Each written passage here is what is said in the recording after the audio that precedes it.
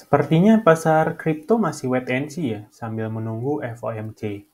Untuk yang belum tahu, FOMC itu adalah The Federal Open Market Committee, di mana akan dibahas tentang kebijakan yang akan diambil The Fed untuk perekonomian US dan global.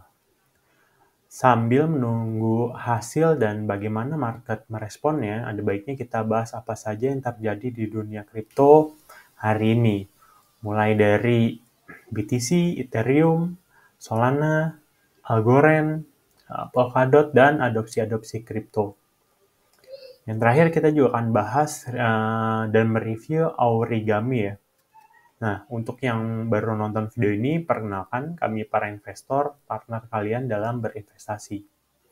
Kalian bisa pause sejenak video ini buat baca disclaimer ini ya. Oke, selanjutnya kita masuk ke CoinMarketCap, di mana hari ini terlihat ada lonjakan ya.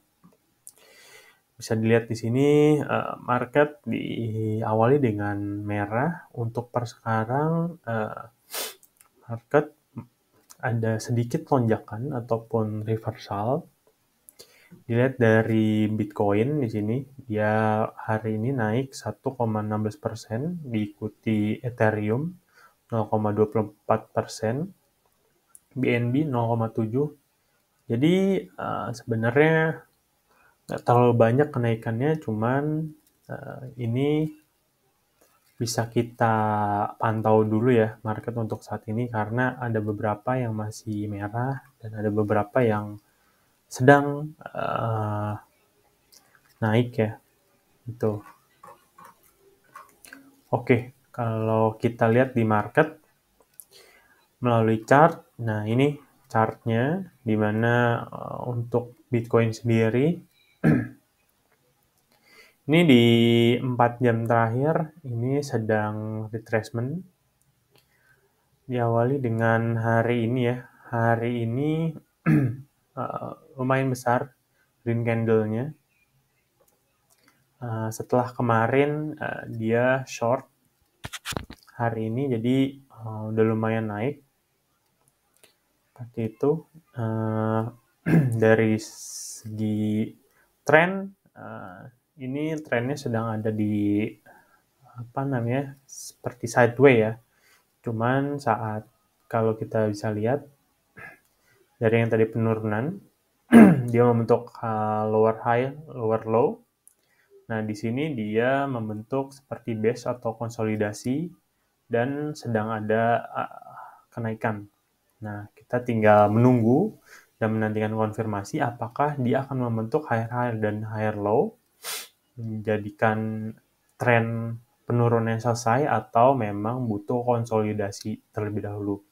Jadi ini masih bisa dilihat dulu ya marketnya, karena yang tadi disebutkan di awal kita bisa menunggu hasil keputusan The Fed, karena itu akan berpengaruh ke nggak hanya dunia kripto, itu berpengaruh ke saham ataupun instrumen finansial lainnya. Kalau dilihat di Ethereum juga hampir sama ya. Jadi dia kalau Ethereum ini lebih bagus chartnya. Jadi begitu lower high, lower low, lower high, lower low. Nah, dia sudah forming higher high, higher low. Nah, dia sedang mencoba membentuk higher high yang baru, namun sedang pada saat video ini dibuat sedang retrace. Begitu juga BNB. Nah, sebenarnya mirip-mirip ya tiga chart ini karena kita bahas dari market cap yang terbesar, yaitu tadi Bitcoin, Ethereum, dan BNB. Namun kalau kalian pengen ada koin yang dibahas secara charting, bisa request di kolom komentar ya. Oke, segitu aja. Kita lihat menganalisa koin big cap dari chart. Jadi tinggal kita nantikan saja apakah ini akan lanjut konsolidasi dan akhirnya dia melanjutkan penurunannya atau memang ada reversal yang membuat dia bisa melanjutkan kenaikan ke atas. Kita masuk ke berita-berita penting hari ini ya, di mana Bitcoin Fund ini melihat largest single week of outflow kalau dibandingkan dengan Juni ya. Nah, jadi dana Bitcoin itu mengalami arus keluar 1 minggu terbesar sejak Juni 2021. Nah, ini lumayan impact ya penurunannya di yang tadi kita bisa lihat. Jadi penurunannya sampai hari ini masih terus berlanjut, cuman hari ini belum terlalu nurun. Ini balik lagi the Federal Reserve ya, kita lagi menunggu apakah hasilnya baik untuk secara finansial ataupun memang tidak bagus untuk finansial global ya. Nah, ini investor institusional melepaskan produk investasi Bitcoin sebesar 133 juta minggu lalu. Jadi minggu lalu dana yang keluar lumayan tinggi banget ya. Dimana harus keluar ini 132 juta. Ini mirip dengan Juni tahun lalu yang kita lumayan turunnya lumayan dalam ya dari sisi Bitcoin. Jadi ini tinggal kita nantikan saja apa berita selanjutnya dari The Fed. Nah, ini kita ke berita selanjutnya, di mana sama ya sebenarnya, hampir mirip. Jadi Bitcoin kita bakal reaksinya seperti apa, mengantisipasi The Fed, karena The Fed ini sangat mempengaruhi finansial global. Jadi banyak analisa yang wait and see, masih menunggu ke depannya seperti apa. Ini FOMC nih. Oke. Nah, ini untuk adopsi kripto sendiri. Ini bank terbesar di Argentina, dia mulai menawarkan kripto ya. Untuk yang belum tahu, ekonomi Argentina juga sebenarnya nggak bagus ya. Jadi mereka coba ngikuti El Salvador untuk mengadopsi Bitcoin. Karena memang mereka lumayan tinggi inflasinya. Nah, jadi mereka lumayan mengikuti dan mengadopsi kripto ke depannya. Nah, ini juga ada adopsi selanjutnya dari kripto, di mana tempat kebugaran mewah Equinox Group, nah, dia mulai menerima Shiba di NYC. Sebenarnya nggak hanya Shiba, karena dia menerima pembayaran kripto BitPay. Nah, jadi udah banyak nih merchant-merchant yang menerima kripto gitu, dan ini bagus untuk adopsi cryptocurrency ke depannya. Dan ini yang salah satu berita yang mungkin membuat Algorand sempat nge-spike ya. Kalau kalian sempat lihat, Algorand ini sempat nge-spike karena berita ini ya. Nah, ini Algorand sempat nge-spike. Kenaikannya lumayan tinggi, hampir 20%-an lebih, karena ada berita mereka deal dengan FIFA. Jadi sponsorship dan partnership FIFA dengan Algorand gitu, membantu organisasi mengembangkan strategi aset digitalnya gitu. Ini untuk dari Algorand. Kita selanjutnya ke berita yang lumayan hype juga nih, tentang BAYC, di mana saat minting NFT Metaverse BAYC, ini biaya yang harus dikeluarkan oleh pengguna hampir 181 juta dolar ya. Ini lumayan mahal banget nih cost gas-nya doang untuk minting NFT. Jadi per 30 April kemarin nih itu diluncurkan Metaverse dari BAYC yang dikeluarkan oleh Yuga Labs. Nah, ini namanya adalah Otherside. Sampai-sampai permintaan dan penawarannya tidak seimbang.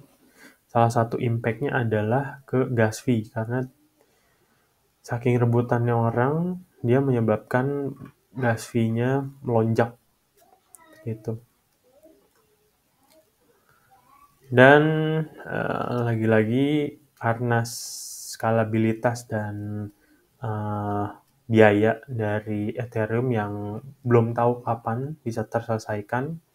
Nah, ini Polygon mulai ngambil keuntungan ya, di mana dia mendukung ApeCoin dengan akses ke 1.900 dApps. Gitu. Karena Polygon sendiri yang kita tahu, dia dengan layer 2 solution-nya bisa menjadi opsi untuk ApeCoin, karena memang kalau harus mengandalkan si Ethereum yang belum menyelesaikan isu skalabilitasnya, ini bisa jadi sandungan ya buat si app ataupun BIC sendiri. Dan ada lagi berita, nggak cuma menelan biaya yang mahal, si Ethereum juga menelan 10.000 transaksi yang gagal dengan biaya 4 juta. Nah, bayangin aja 4 juta ini angus gitu aja karena dia gagal transaksinya gitu saat mint other side kemarin. Ini kalau kalian lihat nih, dia nyampe 800 giveaway, jadi tertinggi sepanjang sejarah Ethereum dari tahun 2020 sampai 2022 nih. Dan ini yang fail lumayan banyak. Jadi yang other side kemarin tuh sangat mempengaruhi ekosistem dan siklus Ethereum ya di chain-nya. Selanjutnya ini sama nih, isu skalabilitas di Solana yang dulunya digadang-gadang sebagai Ethereum killer, namun Solana juga ternyata dia sempat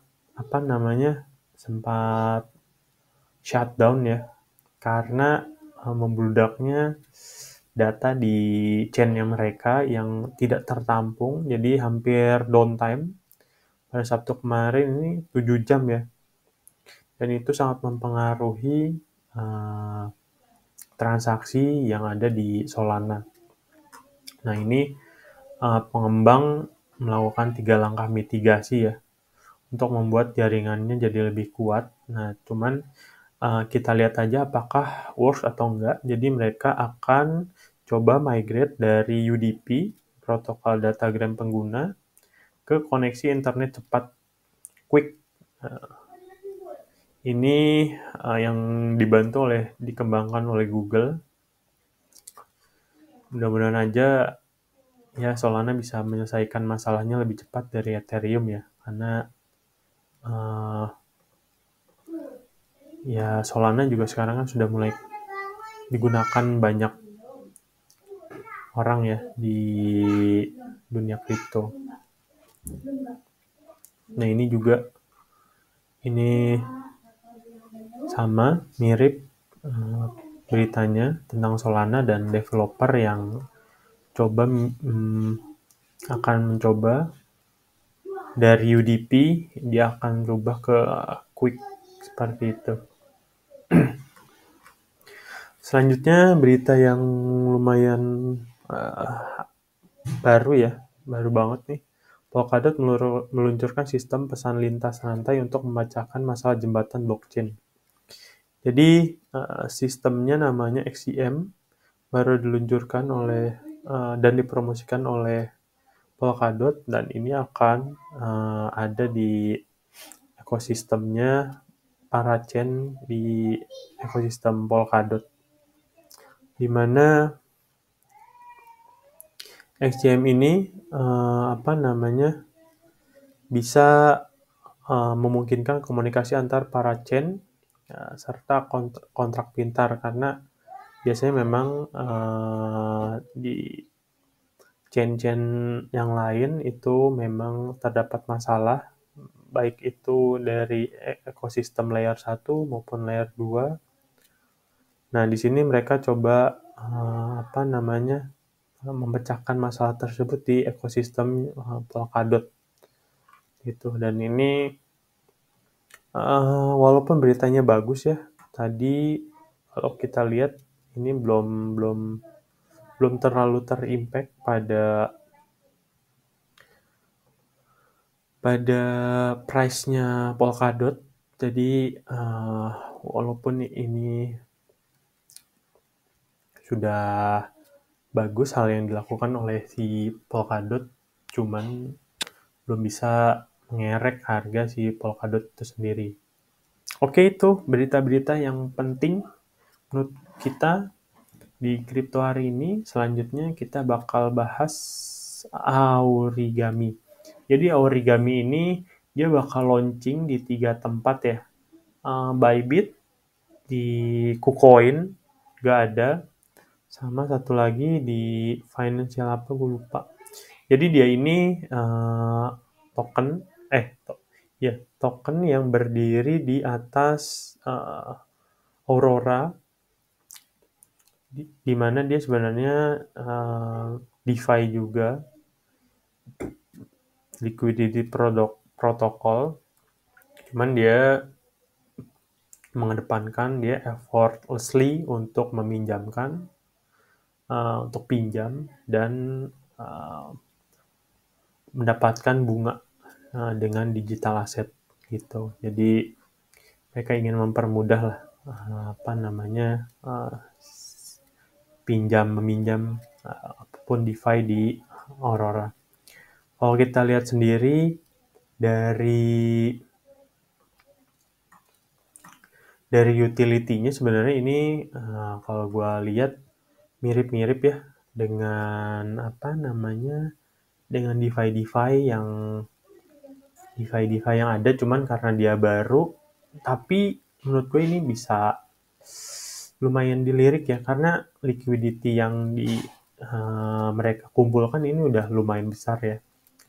Terus kalau kita lihat aset yang di listing belum terlalu banyak, jadi masih baru 8. Tapi udah lumayan aman karena sudah diaudit oleh Watchpad juga. Investor yang ada di belakang Origami ini juga lumayan terkenal ya. Kayak Dragonfly Capital, Alameda. Ini investor-investor yang ternama di dunia kripto. Terus kalau kita lihat dari